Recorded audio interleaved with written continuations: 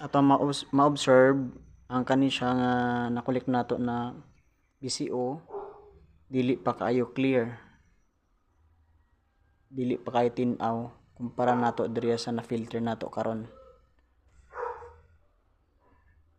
Apa siya mga particles nga na sabay pag-collect.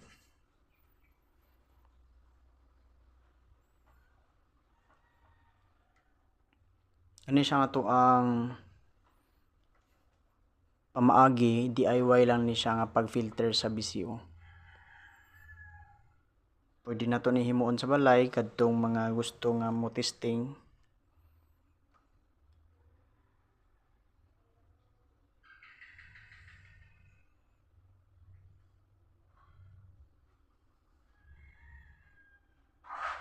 Medyo dugay ni siya kung atong paaboton kay tungod dili ingon ana kapaspas ang pag-filter. Magtulo lang manggod na siya.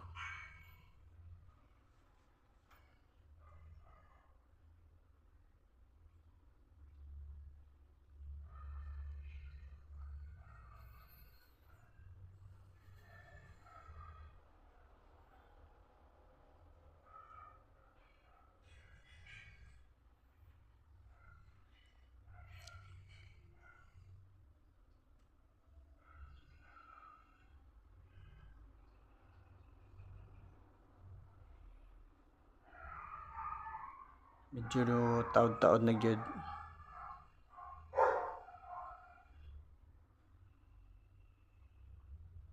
Comment lang mo dira kung nakatesting na mo og himo og virgin coconut oil sa inyong balay.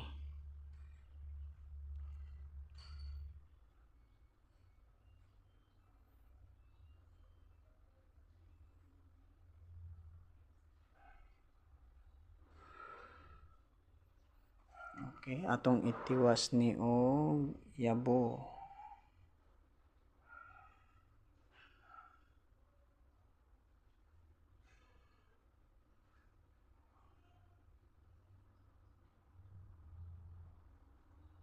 Una lang ni iyang nabilin, sapal na lang.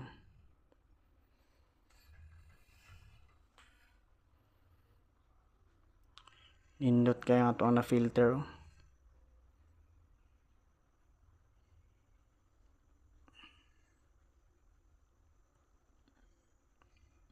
Tinaw na kayo ang iyahang oil.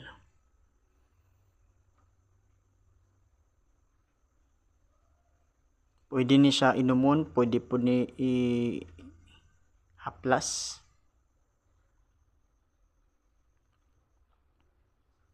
Medyo dugay-dugay lang ang process ani, usa ka makakuha og virgin coconut oil pero mas nindot nga matestingan gid ninyo.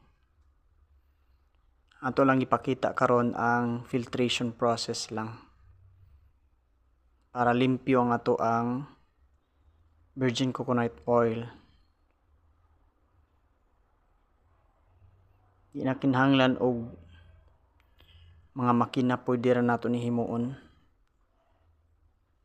DIY na filter o inato lang yun kayo nga pamaagi sa pag-collect, pag-process sa virgin coconut oil.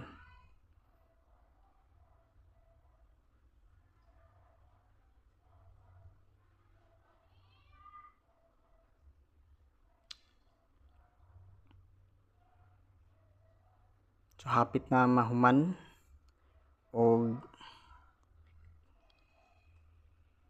abangan ninyo ato ang next video regarding ani ato ang virgin coconut oil. Gatong nakatest